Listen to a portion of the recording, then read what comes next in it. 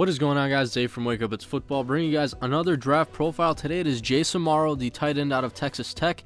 And remember, a lot of draft stock will shift and change in the following month, so keep that in mind. And shout out to Draft Breakdown for the highlights in this video.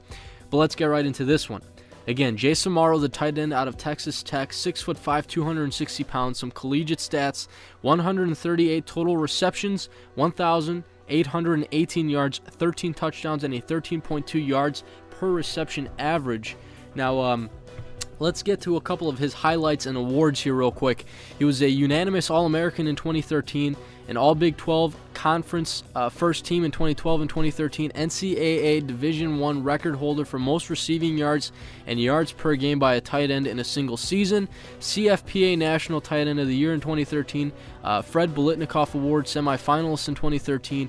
He also played in the 2012 Meineke Car Care Bowl of Texas and 2013 Holiday Bowl. And a little bit of his past, USA Today High School All-American 2010. So he's got a lot of career highlights, a lot of career awards. Definitely a player you want to keep an eye on in this upcoming draft. Some pros and cons to Jace Amaro. First of all, he's a receiving tight end, not a guy who really lines up with his hands in the dirt and helps with the blocking side of things. But I'll get to his blocking in a second. When it comes to him being a receiving tight end, he lines up in the slot in that Y slot, and really works the middle of the field very well. If he goes on to the NFL and becomes successful, I also think he can be a solid red zone threat for his size, being 6'5" and 260 pounds. Now, he's definitely more of a possession type of tight end, not a big play type of guy. I don't think. Comparing him with Eric Ebron, I think Eric Ebron is going to be more of a tight end that has more of that big play potential. I think Jace Amaro is going to be more of that possession, working the middle of the field, lining up in the slot type of wide receiver. Now, hypothetically speaking here, if he does go to a team like New England, he would definitely be the number 2 tight end behind Rob Gronkowski. Definitely a great compliment to the position. He could work into that, 2 tight end sets that they have very well. Otherwise, he could be a number 1 tight end for a lot of teams who need a tight end. He's also a tight end who fights for yards after the catch. And now when it comes to his blocking as well, he loves to block. He's a very physical blocker, a willing blocker. And to me, I can't express this enough when it comes to helping your teammates out, especially with Jace Amaro being, a great blocker when it comes to blocking downfield. You need to be able to help your teammates out. When a running back is running sweep to the outside, when it's let's just say it's a wide receiver screen, Jace Amaro gets downfield, blocks, and he blocks well, and he creates lanes for his teammates to run through. He creates space by taking that defender out of the way and allowing the ball carrier to get through. That's something that you really need to pay attention to, and Jace Amaro, I believe, does that well. Now, cons, I don't think, again, this is going to work into his big play ability, but his speed. He's not going to be the fastest tight end, and not normally, our tight ends very fast to begin with. But, when it comes to the combine, pay attention to some of the 40 times ran by the tight ends. Eric Ebron, I think, might run a faster 40 than Jace Amaro will.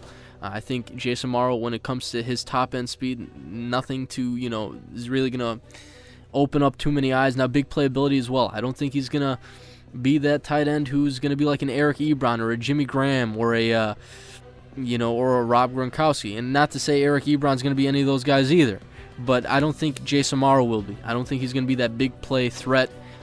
He could be when it comes to the red zone, but he's going to be more of that possession, work the middle of the field, get 6, 7, 8 catches a game for about 70, 80 yards and maybe a touchdown. He'll be one of those guys. Also a con, his March 2012 arrest, he's going to get questions about that when it comes to the scouting process, asking questions from, or answering questions from GMs and scouts. What happened with that March 2012 arrest? Well, he was arrested for using a teammate's credit card. It was said that, he attempted to use the card to purchase alcohol at the age of 19 at a bar and grill. And he did it without the owner's consent. So that stuff is a no-no. You can't be doing that kind of stuff. He got arrested for that. for using a fake ID to purchase the drinks as well. So that stuff will be definitely asked about when it comes to the evaluation process. Now, the draft projection that I have for him is 29 of 52. You might think those are funky numbers, but the 29 is because New England is drafting there. The 52 is because the Arizona Cardinals are drafting there. I think he's going to go anywhere in that range. He could go late first round, could go mid, up to mid second round. I already, gave my 2 cents about the Patriots and the scenario that would happen there. I think Seattle could be a possibility. Teams like Oakland, Atlanta, Tampa Bay, the Giants, Pittsburgh, the Jets, the Cardinals are all teams that could definitely look at a tight end. And if he's there in the second round, I really would not be surprised if any of those teams I have listed would take Jace Amaro.